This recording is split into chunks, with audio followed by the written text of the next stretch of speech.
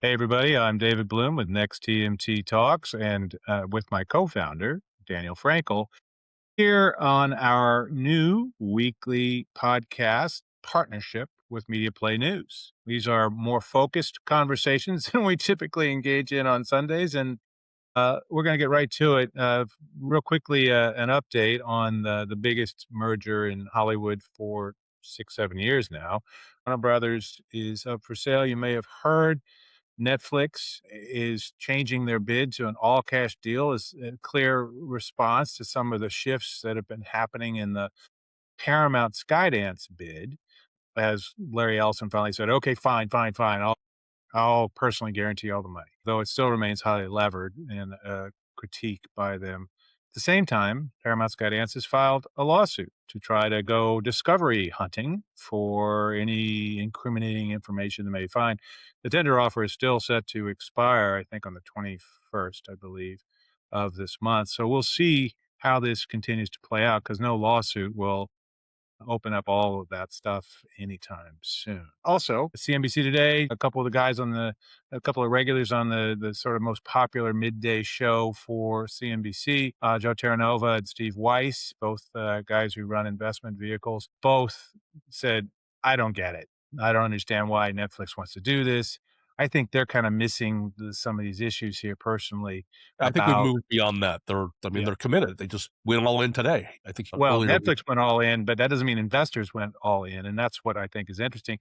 They mentioned in passing that Netflix shares are down 14% since the purchase was announced, and it's down to like $88 a share. It was up at like 112 not that long ago, so that's a pretty tumultuous drop, I think, and it does suggest some street uncertainty about the strategic value of this. Any thoughts? It's been down before. The existential crisis phase is over now. I think it would be probably more detrimental to try to retreat at this point. That's probably true, but I want to point out that I think, based on some of the things we've been seeing and writing about, I think that the last existential crisis was, oh, we don't have advertising. Oh, we are haven't cracked out on passwords, and we finally, for the first time in a decade, didn't have. And this was in 2022, almost 4 years ago. They didn't add more subs for the first time in a decade. And it was like, holy crap, what does that mean? And so they cracked down and everything got better. And they're over 301 million Right. subs now and apparently still adding, but we don't know because they no longer report that. This is a different existential crisis, potentially, which is a shift in the business. And we mentioned in the newsletter this week that a guy named Doug Shapiro, or Shapiro, depending on your media critic guy, a former strategy guy with Warner Brothers, has been writing a newsletter. And his point was we are shifting from an era where the biggest competition was sleep. And now it's going to be infinite monkeys, as he put it, which is AI's ability to create vast amounts of not very useful content, but vast amounts of it for It's a tough virtually sell. nothing. Yeah. It's a tough sell for I think Sarandos and Peter to Yeah. explain why they're doing this to shareholders. I think you have to really believe in that library and what they can do with the content. And they've been right before. I want to know about Yeah, that's this. the thing. They've been right before. I mean, that's the thing that makes me stop. It's like you're right. It's a tough sell for investors. Investors didn't get Netflix when it was mailing DVDs. They didn't understand that. When Reed Hastings showed it to me in like 1998 or 99, whenever it was, a couple times, I understood what he was trying to do and what he was getting around and what he couldn't do quite yet because the internet was too slow, but what he was going to go to. It's like, okay, I get that. But the street did not. They haven't gotten it along the way. And Netflix guys have been right many times and humbly said we were wrong a couple other times. But mostly they've been ahead of the street.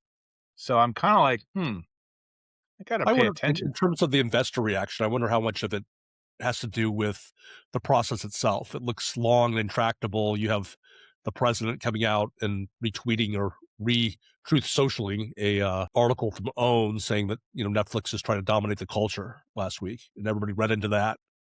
If you're an investor, it's stormy seas. So 14% isn't the biggest drop Netflix has ever endured. That moment in, I guess, 2021, 22, I forgot what it was. 22, 22. Yeah, I think it was well over 30%. So I think they'll That was survive an ugly this. one. What I want to know from you, though, is a little bit about this discovery process that David Ellison's launching into. Yeah. What do you think he's going to find there? What are they after? I think that is just a hunting season. Discovery is a great thing, which is one of the reasons why in those Trump lawsuits against various outlets, sometimes there's some value for fighting the suit and then going hunting through all the unfortunate things the president and his people may have said also. And that didn't happen with Ellison because they wanted to get the deal done to buy Paramount summer. They forced Sherry's people to settle that thing for 16 million, that specious lawsuit, for instance. It's just a cost of doing business, move on, next, whatever. But discovery is a pretty powerful tool because you get to go through all the emails, all the phone messages, et cetera, et cetera, et cetera, and see what you can find. All the documents and prep and all that stuff, except the stuff that's hiding behind, lawyer confidentiality. So, So the idea is there's a you lot. find something that looks like they rigged the deal to favor Netflix, and you're off to the races. Right. I think your bigger point, and I agree with you, is that one investor concern is this is going to take a couple of years. Plus, then you have to do the integration and all the things that happen out of that.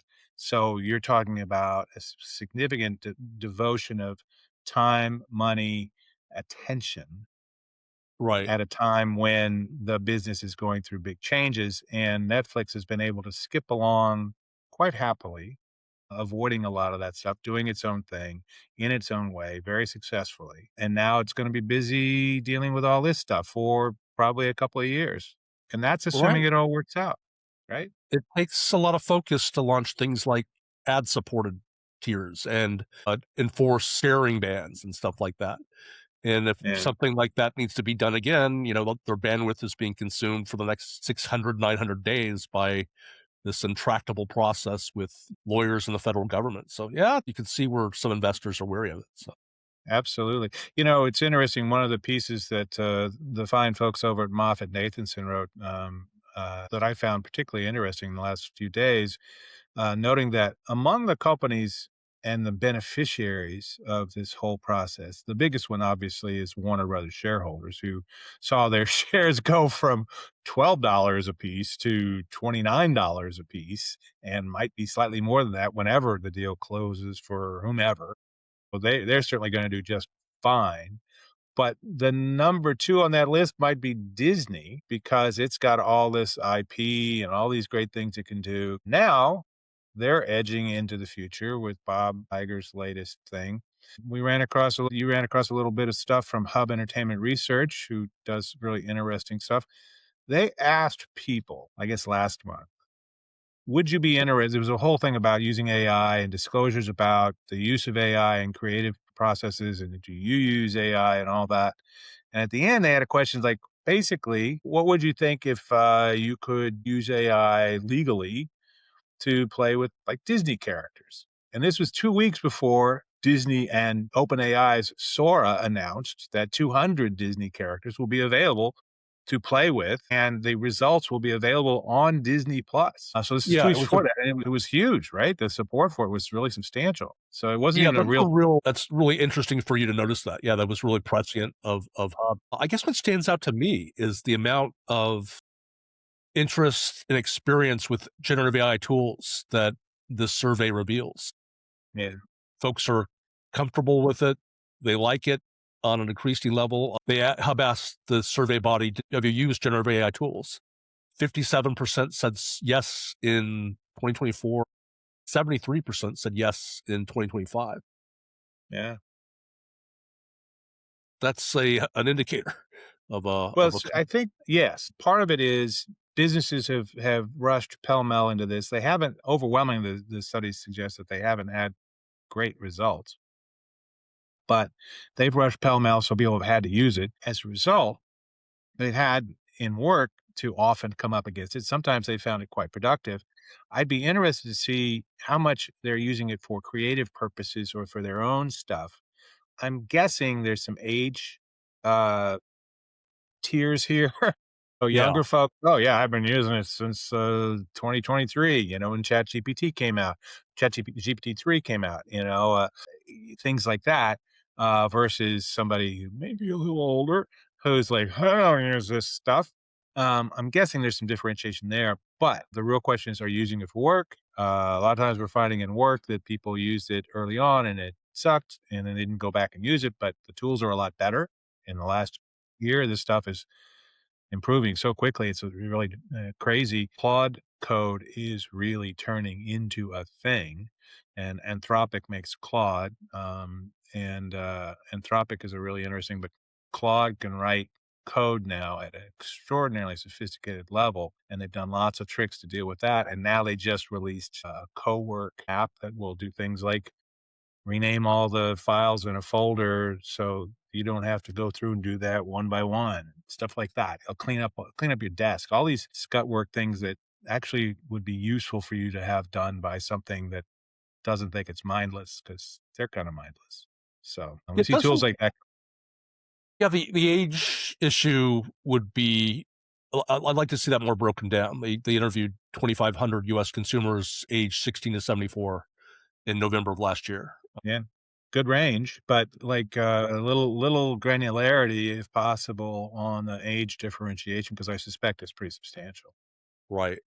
But also worth noting as we go, Apple has agreed to with Google, their longtime partner on the search deal that led to some of the antitrust stuff that didn't turn out to be as scary as everybody thought, including investors. They're now going to pay Google a reported $1 billion a year to use Gemini, which is Google's AI, and is right now leading the. I mean, these benchmarks change pretty much by Apple month, has but given up Gemini's the top. leading this thing. It sounds like. I mean, Yeah. that's the indicator, right? Right, well, the one that's right at the top of the most of the benchmark scores. So Gemini is right now the class of the field. Anthropic, very good, but they're using it and they'll put it into Siri. Supposedly, they're going to have a more effective Siri now. We've been hearing that for a while. And by the way, it's the services component of Apple, which has been worth generating stuff around well over $100 billion a year now for a little while, is now going to start offering freemium versions of their, like their pages and numbers, their productivity apps, and of Final Cut Pro and Logic Pro, the music editing software, Photomator, which was a long loved and independent photo editing package that they bought, I think, a year ago. And now they're going to offer a premium version of that. But Photomator's been for sale for a long time. If you already own these, you don't have to do it, but they're going to start doing subscription revenue from those, both on the creativity side and the productivity side. So they're looking to squeeze out more revenue on that services side and apparently not counting on Apple TV to do it, Read which all might be about it good. in our January 19th issue, which will hit your email box on Monday morning at 7 a.m. Pacific Coast time. Sign up at nexttmt.com if you haven't already done so. And Right. like, and subscribe. Yeah, share, like, subscribe, all those great things, comment, all those things. Again, nexttmt.com if you want to get hold of our weekly newsletter. And we are so grateful to Media Play News and TK Arnold for partnering with us on this. For sure. And if you like to sponsor us, because we're really brilliant and funny and snarky and all those other nice things, We're not snarky. We're great for your brand. we're good for that too. Anyway, take care, everybody. Thank you.